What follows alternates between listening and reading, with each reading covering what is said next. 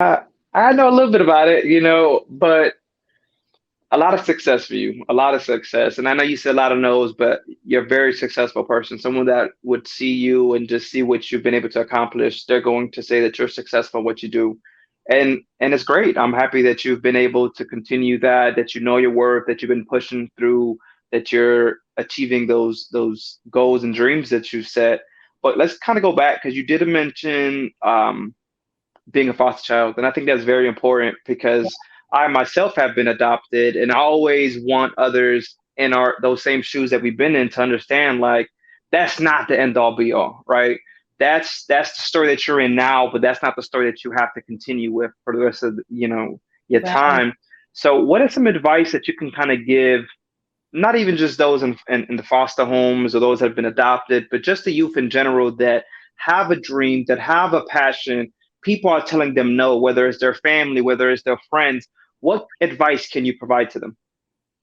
I think the best advice that I would have to say is that you're enough. I think that a lot of us struggle with, are we enough? Can we really do it? Imposter syndrome. Imposter syndrome has been real in my life because there were a lot of times when I would step into rooms and I didn't think that I was worthy of being in those rooms. And then sometimes you have to stop yourself in the middle of that thought and you got to look around, like really look around at the people that you're comparing yourself to in those rooms. And a lot of times those people are really no different from you. They're second guessing whether they should be in those rooms too. And I think that that's kind Mhm. of what normalizes things for you. Like I just mentioned that I was just on a set shooting a film with some major A-list TV stars. I can't really say their names yet, but what I will say is that two of the biggest white male TV stars in the business, I'm literally doing a scene with them, and my anxiety's kicking in. I'm so nervous. Of course, second guessing myself because there aren't a lot of people that look like me in that room, Yeah. which is another thing I think a lot of people of color have to struggle with. But what kind of normalized the situation for me was looking at one of them and realizing that, yo, he's literally memorizing, he's saying his lines in his head in between breaks. Like he's literally rehearsing and practicing, doing the same things that I do. So I think sometimes we have to just humanize the experience and realize that like everybody has a story. Nobody's perfect. Absolutely. And we're all human beings going through a human experience at the end of the day. I think what the world and society will try and do is ostracize us and alienate us and make us feel like we're alone. And that to me is the enemy of the devil, to make you feel like you're the only person in the world that's struggling and going through the things that you're going through. And I think that's how we attach those stigmas to ourselves of being weird or different and awkward. But if you think about it, every single person in history that has developed a name for themselves, they're different. And different is okay. Different is actually a beautiful thing. So I think the more that we recognize that who we are is enough, being Candi Marie and being Marie the way and authentically in the way that she is enough, I think is what will really show you that you have every single thing that you need to make your dreams come true.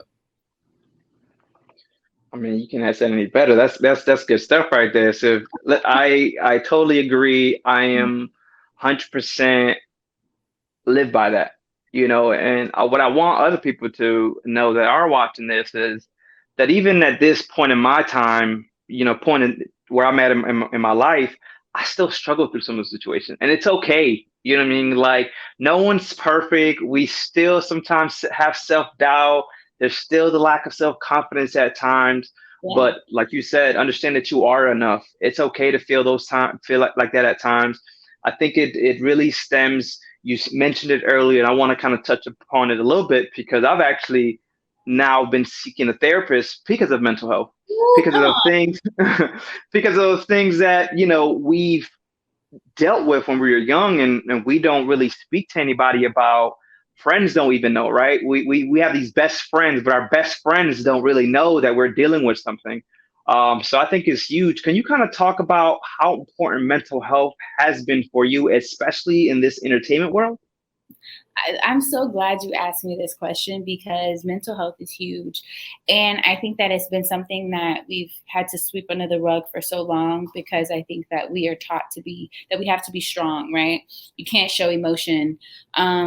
Childhood trauma has been something that has rocked my world for a very long time. And I didn't even realize how much it affected me, honestly, until I went to college. Because I just remember like Mhm. being in foster care and being ashamed of who I was and where I came from.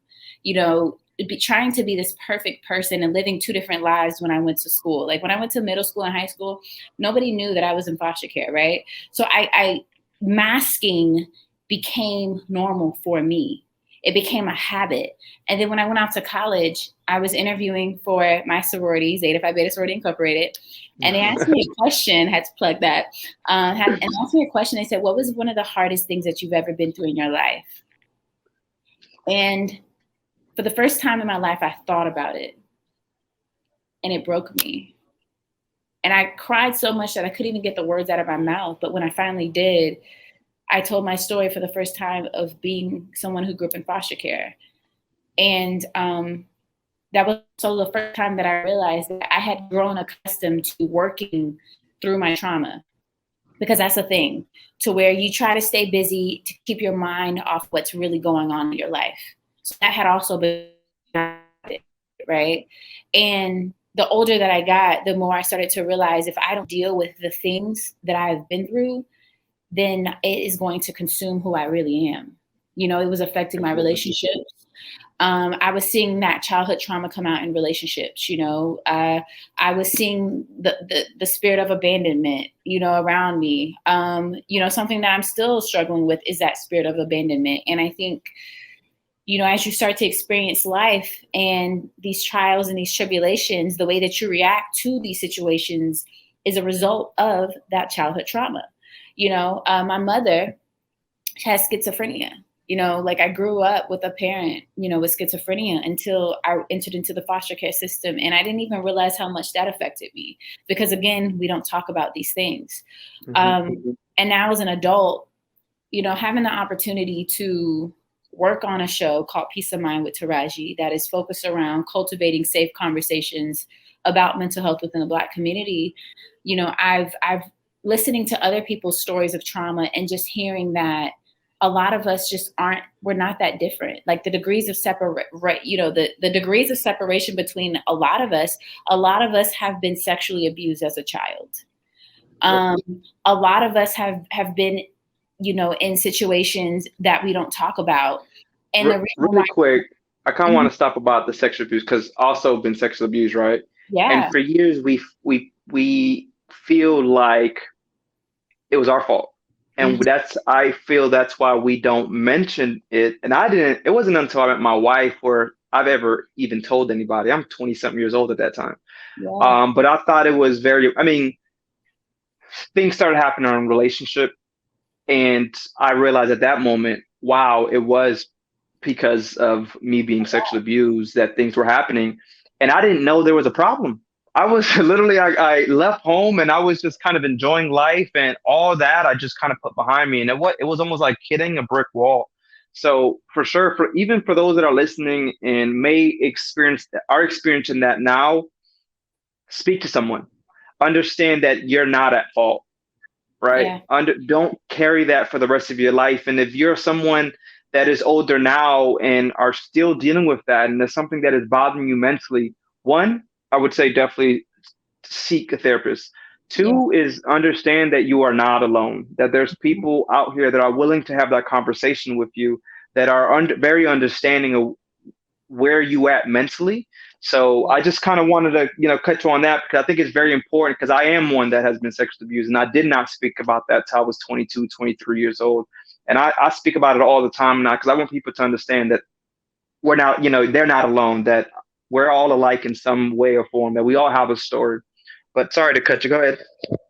No, I'm so glad that you said that. And I think it's also beautiful for you to share that you've been sexually abused as a young man, simply because we don't get to hear your story. We don't get to hear Mm-hmm. young men being sexually abused. So I want to say kudos to you. And I hope more young men are able to speak up and speak out about that experience. Um, so yeah, like I think therapy is important. You know, I have a therapist right now and she's everything. She's actually the opposite of what I thought that I wanted. You know, I thought that as a Mhm. Black woman, I was like, I want a Black woman. But she actually long hair and she's a badass. We cuss in our therapy sessions. Like she's just like me. Yeah. And I love it. So I would say, find somebody who was reflective of someone that you feel you would be comfortable speaking to. And sometimes it might be somebody that you least expect, but I'm And a don't huge give up after the first time. advocate. Hello, what you say? I said, and don't give up after the first time No, it's gonna of be a seeking little therapy. weird.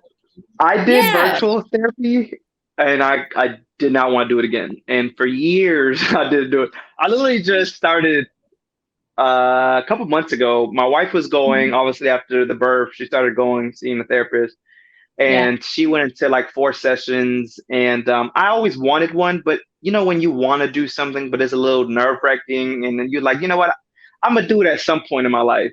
And then, like you said, finding that right person, being open to someone, and for me, still thinking like, oh, I don't have any issues. I can deal with it on my own.